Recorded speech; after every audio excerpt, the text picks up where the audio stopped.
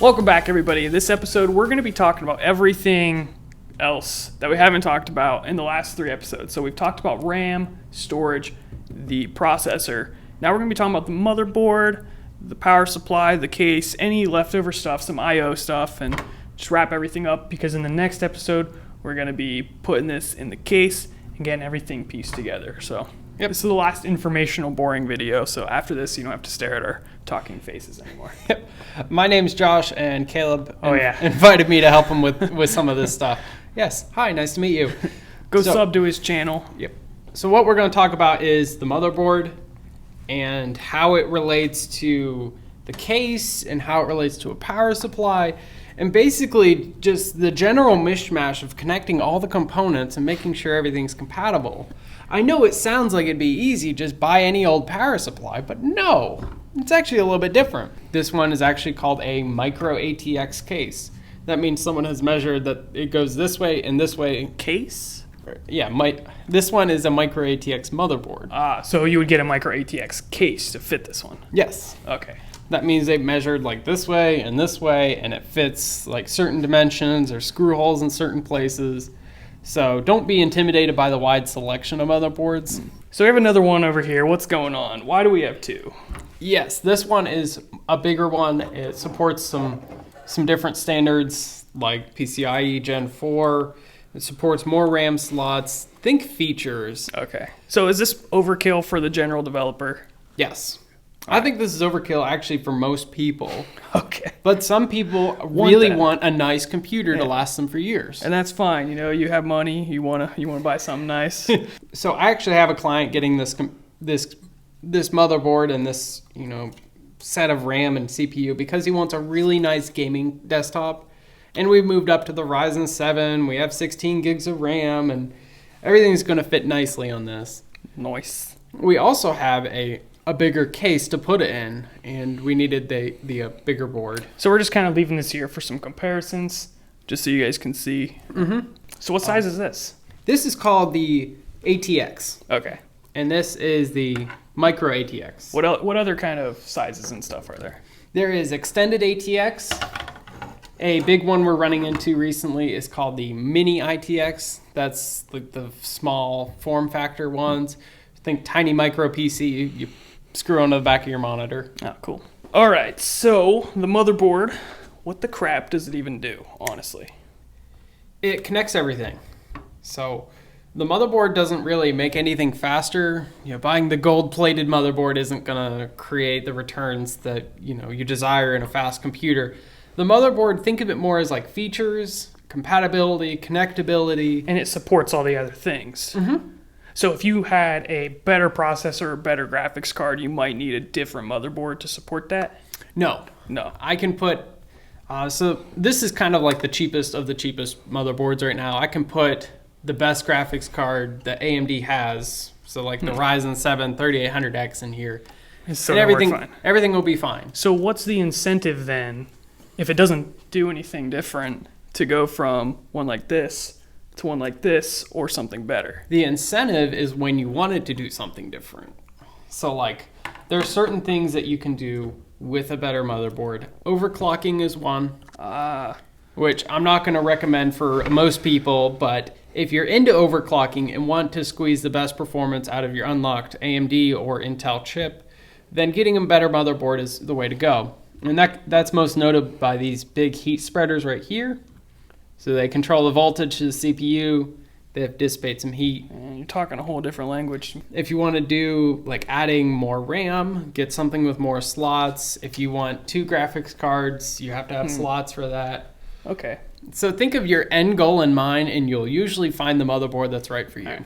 So does this support a graphics card? Yes, both of these can support any graphics right here, right? Yes, this is the PCI Express 16 But this one has 2. Yes. So I can put 2 graphics cards in. Yes. Do I need to get 2 graphics? No, you don't. Why not? What if I want to play Fortnite? So this goes back to if you need something different, or if you want something different, or if you want like the best AMD, 2 graphics card thing, you can do that. So the embedded graphics, which is the graphics that are on the processor in this, they don't do much. They can support 3 displays with like notepads or whatever programmers do. But they're not going to create excellent video editing experiences. They're not going to create, say you work in Unreal Development Kit and working with 3D models, that's not going to be very smooth. And I would recommend a graphics card at that point. If you're working with anything in media, there's a need for it. Now, totally also off topic. What about like cryptocurrency mining? Should you use something like this, or should you get like a dedicated device for something like that? Do you know anything about that? It depends on your budget. Okay. So if you just want to have a computer that's good for it, sure. It doesn't make much of a difference. Have a good graphics card and mine away. But if you want to set up a big server farm or whatnot, there are actually specialized boards out there that support maybe. There might be like 10 PCIe slots to support 10 graphics cards, and it's a good time. Now, when it comes to the motherboard, getting a crappy one, is that going to put your other components at risk?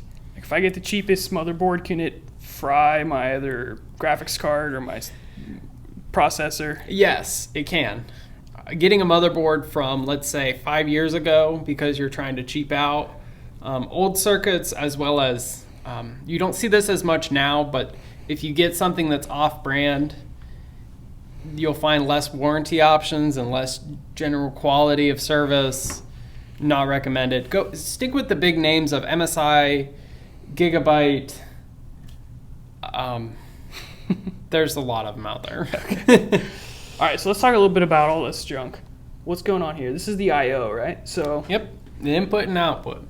What's important here? I can put three screens on this, right? Yep. That's what really matters. Yeah. But we got USB. That's these two right here. And then we have the blue coated ones. This is USB 3. Is there any other important stuff here, or is that pretty much it? Nope. You're going to find a general assortment on any motherboard, which will come down to old I/O, like a PS2, keyboard and mouse, your displays, your USB, your network, and then your audio. So no USB-C? No. That's generally not a standard. Okay. But we're starting to see it. Okay. So you just could use an adapter or something if you needed to do that? Yes, you can adapt stuff and buy stuff. This one actually has a C. You can see right there. And it's right there, and it's nice. All right. What else do you want to say No, about that's good. You'll see more and more of these as we go on, and stuff gets smaller, and we want smaller ports, and there's a demand for it. We've covered the power supply in earlier videos, but essentially get one that's going to meet the needs of all your components. You mentioned a calculator. Yes. So for a power supply, go online, look up online power supply calculator, and you'll be led to a site where you can just put in all of your components, and it'll say, hey, your system at load is going to use like 250 watts. Get something that's like 400 watts or something. It'll let you know, don't cheap out on the power supply. Power supply is also related to your motherboard in that you need to make sure you have the right power connections. How do you know? How do you know? Well, you can look up specs for everything. Okay. The big ones to take consideration are of the motherboard power. There's also the CPU power, which is like a 4-pin or 8-pin. So they still make like cheaper power supplies with 4 pins that might not be compatible with your newer 8-pin processors. There's stuff to consider, and just make sure everything can connect to each other, and you have room for expansion if you want to. So this is an ATX power supply. This is a micro ATX board. They're still good. They still go in the same case. If you're working with other ones, just make sure that like the form factors and the shape of stuff matters. That's a big thing to put on power supplies. And the last thing over there, we got the DVD drive. Yeah, we don't talk about that anymore. So that's going to go right here. Mm-hmm. And this cable here is going to plug into somewhere. This is the SATA cable that goes between the DVD drive and the motherboard. So that goes right here. Right here. Yep. Okay, so is there any other main components that we should talk about that people need to know about? Like what's maybe some of the BIOS or the battery or... Yes, there is some stuff to mention. And while it might not affect your system build, it should, you should know about it. There's always like a black corner, like a corner chip right here. It's sometimes big, sometimes it's not. This is called the chipset. This is what orchestrates everything talking to each other. Not everything's on the same time clock, and it does that job. Over here we have the chipset on this. With the new PCI Gen 4, we're starting to see fans come back onto the motherboard.